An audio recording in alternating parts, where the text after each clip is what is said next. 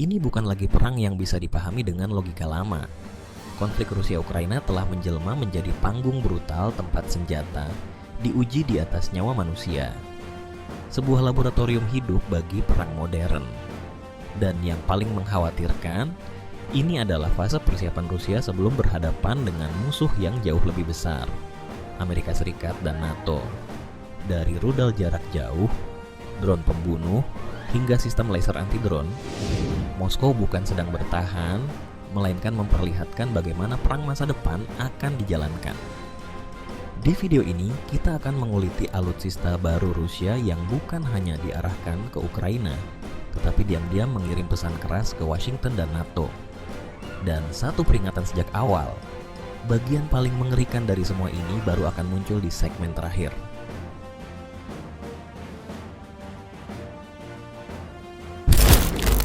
Malam itu bukan sekadar serangan. Ia terasa seperti alarm darurat yang dibunyikan Rusia ke seluruh Eropa. Pada 8 Januari, sebuah rudal hipersonik Oreshnik meluncur menuju Lviv, Ukraina Barat, hanya beberapa ratus kilometer dari perbatasan Polandia. Langit menyala sesaat, lalu dunia tersentak. Reaksi internasional pun meledak, dan itu sepenuhnya dapat dimengerti. Oreshnik adalah rudal balistik jarak menengah dengan kemampuan membawa hulu ledak nuklir. Rusia mengklaim kecepatannya mencapai Mach 10 atau sekitar 13.000 km per jam. Kecepatan yang melampaui ambang respons banyak sistem pertahanan udara barat. Namun sumber ketakutan terbesar tidak berhenti di sana. Oreshnik dirancang untuk membawa beberapa hulu ledak dalam satu rudal, memungkinkan satu peluncuran menghantam banyak target sekaligus. Dalam praktiknya, satu tembakan dapat berubah menjadi serangan berlapis yang datang hampir bersamaan. Dan yang lebih mengkhawatirkan, arsitektur pertahanan udara barat belum sepenuhnya disiapkan menghadapi skenario seperti ini. Sistem Patriot yang kini ditempatkan di Ukraina bukanlah perisai untuk ancaman sekelas Oreshnik. Itulah sebabnya rudal ini mampu menembus pertahanan dengan relatif sedikit hambatan. Walau Rusia masih menggunakan hulu ledak konvensional, dampaknya tetap meluas. Getaran ledakan terasa hampir di seluruh wilayah Lviv. Inilah langkah pengubah permainan dari Putin. Waktunya jelas bukan kebetulan. Tujuannya ganda, memberi tekanan langsung kepada Eropa, sekaligus mendorong Trump agar bersedia masuk ke meja perundingan dengan syarat yang ditetapkan Moskow. Kini bola berada di tangan NATO dan Washington. Apakah mereka akan mengendur atau justru membuka bab eskalasi yang jauh lebih berbahaya?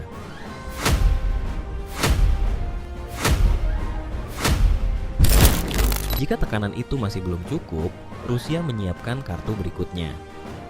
Bukan rudal, bukan jet tempur, melainkan sebuah mata yang mengintai dari ketinggian. Inilah drone Predator, dikembangkan oleh perusahaan Rusia Geron dan diumumkan ke publik pada Januari 2026. Kehadirannya langsung memicu kegelisahan di barat. Predator dirancang mampu terbang hingga ketinggian 15 km, menyentuh lapisan stratosfer. Zona yang secara teknis berada di luar jangkauan efektif sistem seperti Patriot dan Arrow.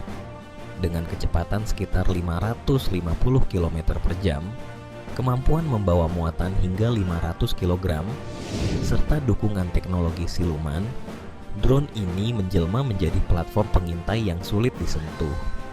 Yang membuatnya jauh lebih mengkhawatirkan, Predator bukan sekadar alat intai. Drone ini dirancang untuk mengambil alih sebagian fungsi satelit. Ia mampu mengawasi wilayah luas dalam durasi panjang, lalu melancarkan serangan presisi jarak jauh tanpa sepenuhnya bergantung pada jaringan satelit, yang selama ini menjadi salah satu titik lemah utama Barat. Singkatnya, Rusia kini memiliki kemampuan untuk melihat, mengamati, dan menyerang dari atas hampir segalanya.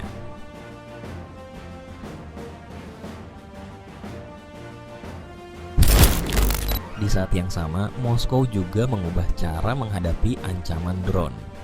Alih-alih menguras rudal mahal untuk memburu target murah, Rusia memperkenalkan Laser Burst Staff, sistem senjata laser berenergi tinggi yang diklaim mampu melumpuhkan drone FPV hanya dalam hitungan setengah detik. dari jarak mendekati 1 km. Teknologi ini dirancang untuk menjawab satu persoalan krusial di medan perang Ukraina. Serangan drone murah dalam jumlah besar. Dalam rekaman resmi yang dirilis, laser burst beroperasi hampir sepenuhnya otomatis. Sistem mendeteksi ancaman, mengunci sasaran, lalu memancarkan sinar laser untuk merusak sensor, sistem navigasi, atau struktur drone. Akibatnya, drone kehilangan kendali dan jatuh sebelum sempat mencapai target.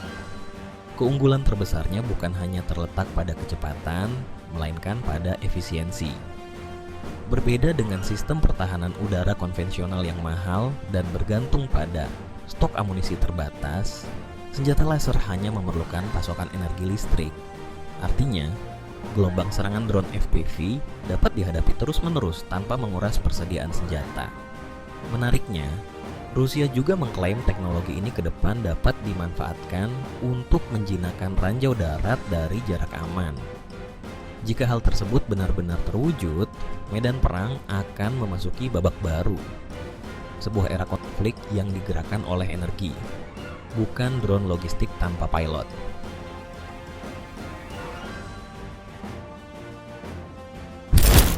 Bagi Rusia, perang modern tidak lagi ditentukan semata oleh siapa yang paling banyak menembak, melainkan oleh siapa yang mampu bertahan paling lama di garis depan. Dari logika inilah Sukhoi memperkenalkan BTSV-ABS-76. Ini bukan drone pengintai, bukan pula drone serang. S-76 adalah UAV, angkut berat yang dirancang khusus untuk menjalankan misi logistik di medan tempur berisiko tinggi, tanpa kehadiran pilot manusia. Platform ini mampu membawa muatan hingga 300 kg, mulai dari amunisi, perlengkapan medis, hingga logistik tempur ringan. Dengan bobot lepas landas sekitar 1.500 kg, S-76 masuk kategori UAV besar, mendekati kelas helikopter ringan.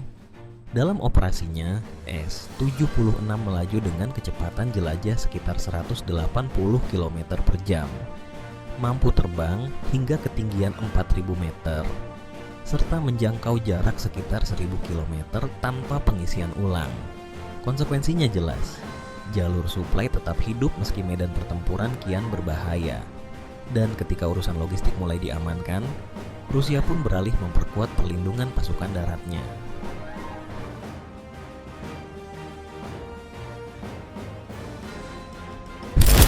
Moskow tidak hanya bertumpu pada sistem berskala besar. Perusahaan persenjataan KBMR dan P-Corp mengembangkan Verba 9333, sistem pertahanan udara man portable yang sepenuhnya dikendalikan oleh sistem digital. Verba dirancang untuk menghadapi pesawat, drone, hingga rudal jelajah, termasuk dalam skenario serangan frontal. Jangkauan tembaknya mencapai 6 km dengan kecepatan rudal sekitar 500 meter per detik. Rusia mengklaim sistem ini melampaui teknologi barat yang umumnya masih bergantung pada pencarian panas target. Di Ukraina, Verba mengalami evolusi taktis. Ia tidak lagi sekadar senjata panggul infanteri, melainkan diintegrasikan ke dalam konsep udara yang lebih kompleks, termasuk dipasang pada drone kamikaze Geran 2.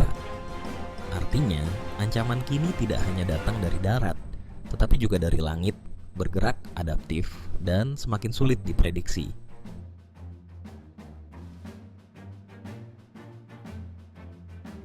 Rusia kini mengklaim telah melepaskan satu ancaman baru yang secara khusus membidik senjata paling ditakuti Ukraina.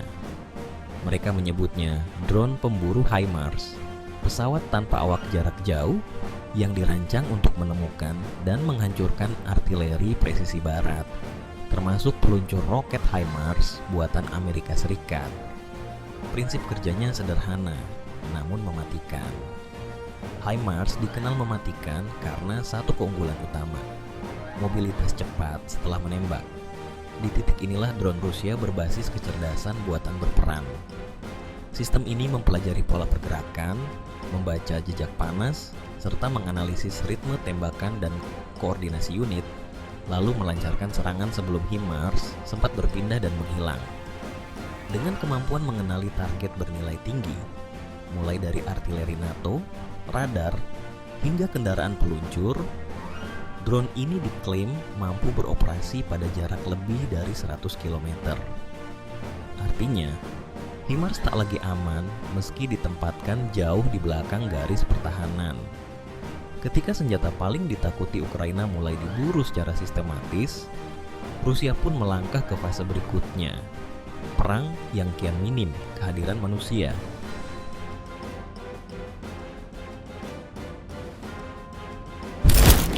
Ekspansi drone Rusia kini tidak lagi terbatas di udara. Medan tempur darat pun mulai dipenuhi mesin tanpa awak. Dua nama yang mencuat adalah Lyagushka dan Impulse M, kendaraan tempur darat generasi baru yang diklaim telah digunakan langsung di Ukraina. Lyagushka merupakan robot kamikaze darat bertenaga listrik, bergerak nyaris tanpa suara.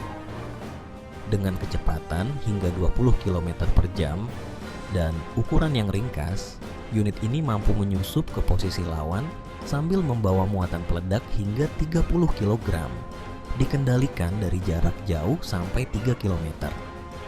Berbeda pendekatan, Impulse M hadir sebagai UGV berantai serbaguna dengan daya angkut hingga 1 ton.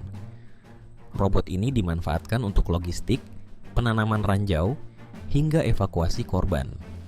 Dilengkapi kecerdasan buatan dan sistem komunikasi anti-jamming, Impulse M dirancang untuk bertahan dan tetap berfungsi di tengah medan perang elektronik modern.